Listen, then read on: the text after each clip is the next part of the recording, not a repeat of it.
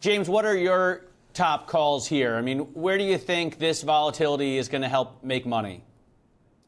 Yeah, thanks, Matt. It's a really lovely time to have to answer that question, just coming out the back of summer where we've seen really thin liquidity conditions exacerbate some of these moves. And yeah, we've seen volatility spike up a few times, but really what we've seen, I think we could probably describe more as being choppy markets as opposed to anything more violent or sinister at the moment.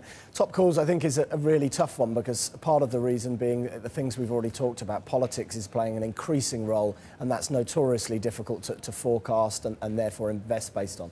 But looking further down the line, as we tried to do, looking 6 months potentially into the future, I still think that the Federal Reserve is underpriced. I think the narrow focus on spot inflation has gone too far now, but ultimately the Fed, I think, again, the message from them is still that over the medium term, they're just looking to normalise policy. And really what we've seen in terms of communication really is more about the September balance sheet announcement and making sure there's not some rate volatility around that time coming from expectations of more rate rises. So I think treasuries are still expensive, and I think the dollar is oversold.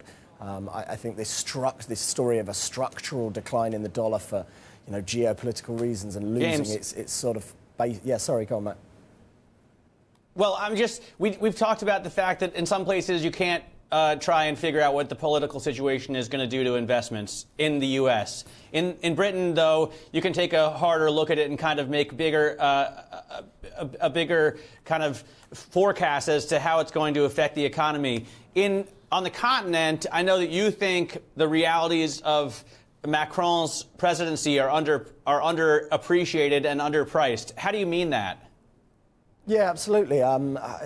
Firstly, I thought it was really interesting, the dichotomy between the way markets treated the Macron agenda and the Trump agenda. The history of both the US Congress and French presidents tells you that both of them were attempting to do things which have historically proven to be difficult. But the market was very sceptical with respect to Trump. It absolutely embraced the Macron agenda without really questioning it at all. So firstly, I think there's implementation risk. Yes, he has a large parliamentary majority, but that party really is already a coalition, so there's already left and right within there.